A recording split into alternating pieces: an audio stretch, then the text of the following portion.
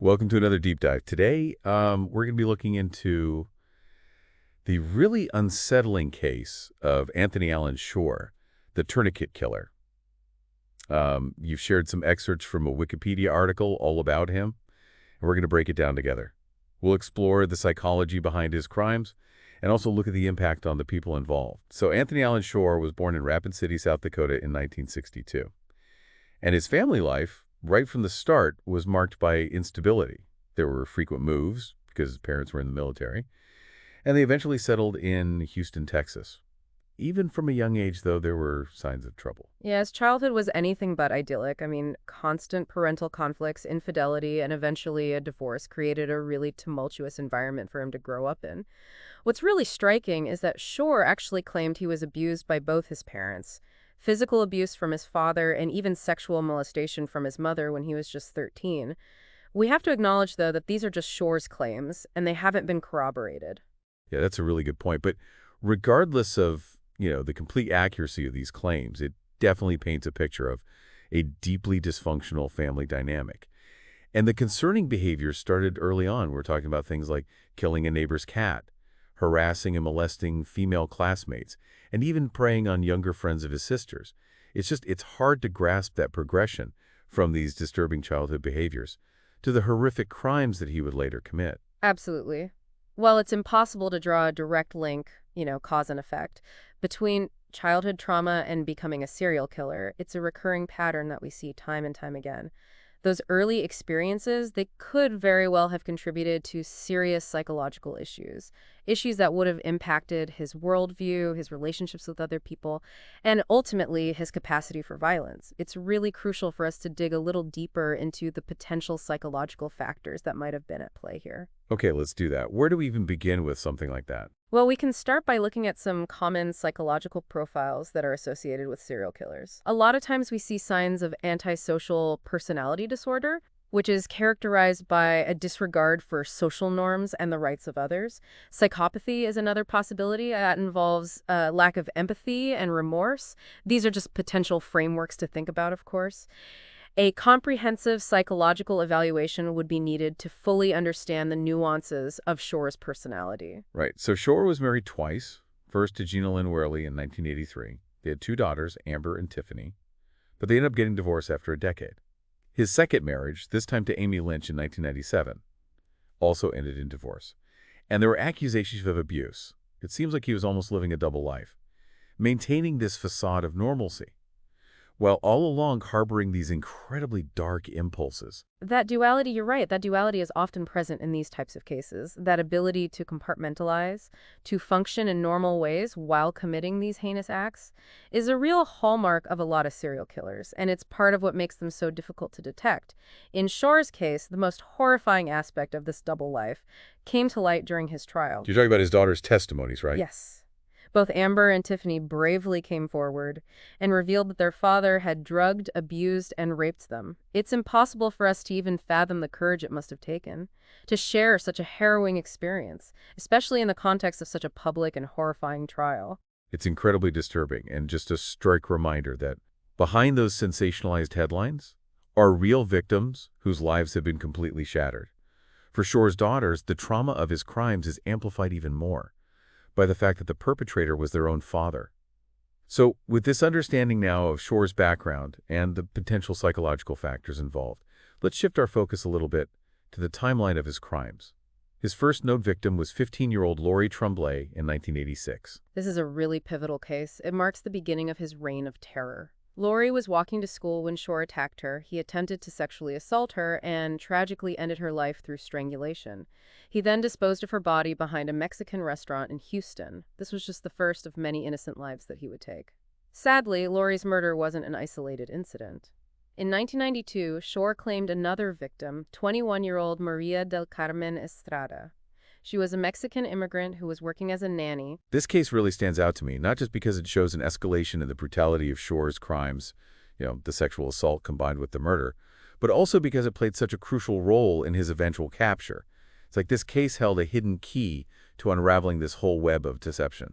Yeah, that's a great observation. The evidence that was collected in Maria del Carmen Estrada's case, specifically the DNA that was found under her fingernails, would later prove to be the linchpin in connecting Shore to all of his crimes years later. But that's a story for a little bit later. Right, so we're in 1992 now, and tragically, Shore's reign of terror continues. Yes, it does. In 1993, 14-year-old Selma Jansky became another victim of Shore's horrific acts. He broke into her home, restrained her, and sexually assaulted her. Thankfully, Selma survived this absolutely terrifying ordeal. Her courage is remarkable, and she later played a really pivotal role in making sure that justice was served. For those who might not be familiar with the legal process, maybe we can clarify what you mean by pivotal role. Sure, so in a criminal trial, there's something called the sentencing phase. This takes place after the jury has already reached a guilty verdict. During this phase, the prosecution presents evidence and arguments to try to get a harsher sentence for the guilty party.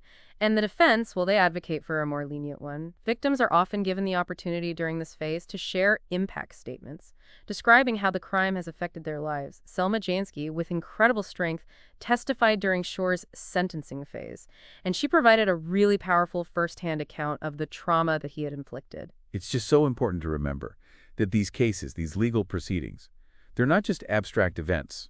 They represent real human lives, lives that have been forever altered by this senseless violence. Exactly. And sadly, the violence didn't end with Selma's attack. In 1994, 9-year-old Diana Reballer became Shore's next victim. She lived in the Kingston Heights area and was last seen at a local grocery store. Her body was discovered the next day behind a building.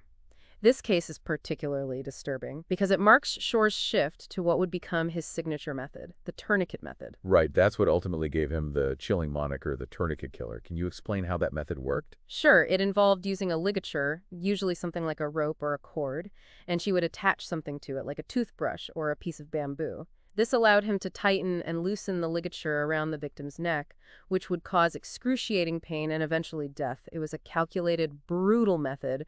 It really speaks to a disturbing level of premeditation and cruelty. Just a year later, in 1995, Shore claimed his final victim, 16-year-old Dana Sanchez. He offered her a ride in his van, and when she rebuffed his sexual advances, he murdered her. And to add another layer of manipulation to this horrific act, he anonymously called a local news station to report the location of her body. It's just a heartbreaking case.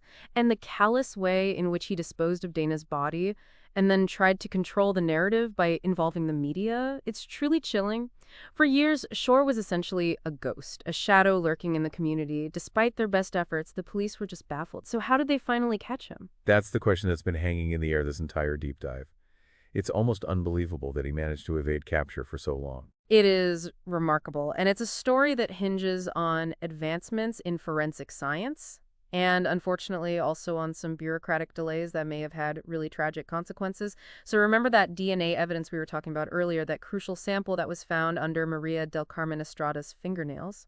Well, in 1998, Shore was convicted of molesting his two daughters. This conviction required him to provide a DNA sample, which was then entered into the national database. So that was a huge turning point, right? It was only a matter of time before they matched his DNA to the evidence from Estrada's case. You would think so, but it wasn't that simple. In 2000, detectives decided to revisit the Estrada case. They sent that DNA sample for retesting, with the hope of finally finding a match. Unfortunately, the lab that was handling the testing was having some serious problems, and it ended up shutting down in 2002. Oh no, so this is where the bureaucratic delays come in, right? Talk about frustrating. Exactly. Some of the samples, including the ones from the Estrada case, had to be transferred to another lab for retesting. It wasn't until 2003 that the results finally came back and confirmed the match to Anthony Allen Shore. Can you imagine the emotions of everyone involved, knowing that he might have been caught sooner if it hadn't been for these delays? It's a sobering thought. After years of literally getting away with murder, his downfall was ultimately triggered by a crime where he hadn't even intended to kill. The irony is almost too much to bear. It really is. It's a testament to the power of DNA technology in solving cold cases, but it also exposes a really stark reality that systemic inefficiencies can have devastating consequences. So what happened once Shore was finally in custody? Did he confess to the other murders? He did. Shore admitted to the murders of Estrada, Reballer, and Sanchez. He even confessed to that 1986 murder of Lori Tremblay, finally connecting that case to all the others, even though he had used a different strangulation method in her case. I'm curious, if he confessed to all of these murders, why was he only tried for one? That is a strategic decision by the prosecution. They chose to focus on the Estrada case because it had the strongest forensic evidence, that irrefutable DNA match from her fingernails. Prosecutor Kelly Siegler, she knew that building a solid, airtight case was absolutely crucial to securing a conviction and ultimately the death penalty. That makes sense. Now, during the trial, we know that Selma Jansky, one of Shore's surviving victims, bravely testified during the sentencing phase. What impact did her testimony have? Her testimony was incredibly powerful. It wasn't just about the facts of the case, it was about the human cost of Shore's actions. She gave the jury a real glimpse into the lasting trauma that he had inflicted, reminding everyone that these crimes have profound and enduring consequences for the victims. It must have been incredibly difficult for her to relive that experience. But her courage in speaking out is truly commendable. Absolutely. So the trial concluded, and after deliberating for less than an hour, the jury found Shore guilty of capital murder. In a somewhat unusual turn of events, Shore himself had actually requested the death penalty, and the jury recommended it. On November 15, 2004, he was sentenced to death. So in a way, he got what he wanted.